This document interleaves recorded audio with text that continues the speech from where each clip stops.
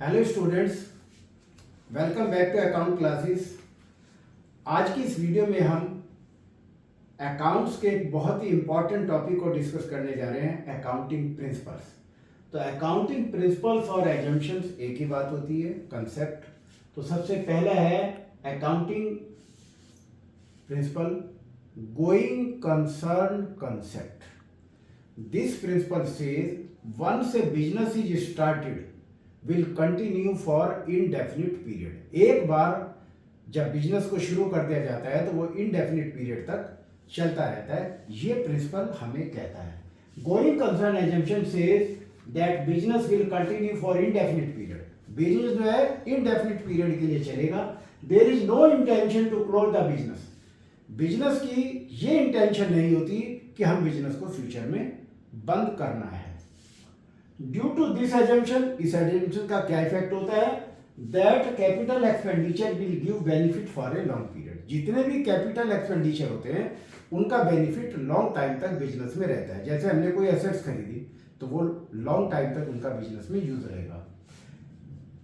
And revenue expenditure, और revenue expenditure के बारे में क्या करते हैं? Will be consumed with in the accounting period. इनको हम अकाउंटिंग पीरियड में ही कंज्यूम कर लेते हैं। इस बात को हम एक एग्जांपल के द्वारा बताते हैं। For example, machine purchase for 1,10,000। 1,10,000 रुपए की मशीन खरीदी है और उसकी रेजिडुअल वैल्यू या स्क्रैप वैल्यू 10,000 रुपए है। Has an expected useful life 10 years. इसकी लाइफ जो है 10 साल है। तो इस पर कितना डेप्रिसिएशन काटेंगे? 1,10,000 में से रेजिडुअल वैल्यू माइनस कर देते हैं 10,000, तो उसकी वैल्यू 1,00,000 रह गई। और उसको 10 से डिवाइड करेंगे तो 1,00,000 रुपया पर एनम डेप्रिसिएशन कटेगा। तो 1,00,000 is return of in next 10 year. 10 सालों तक हम मशीन पर 1,00,000 रुपया डेप्रिसिएशन काटते रहेंगे। टू डिटरमाइन प्रॉफिट और लॉस ईच ईयर, हर साल का हम सही प्रॉफिट या लॉस निकालेंगे। 10 machine will be shown in the balance sheet at 1,10,000। Machine को बुक्स में हम 1,10,000 पर ही दिखाएंगे।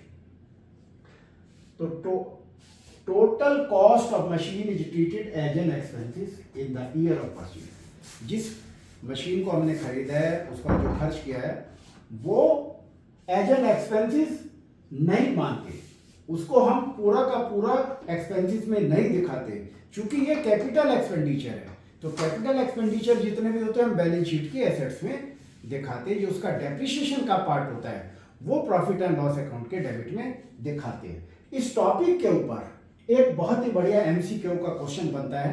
तो मैं इस थ्योरी के साथ साथ आपको एमसीक्यू का क्वेश्चन भी बता रहा हूं कि विच कंसेप्ट और principle assumes that a business will not be liquidated in the near future.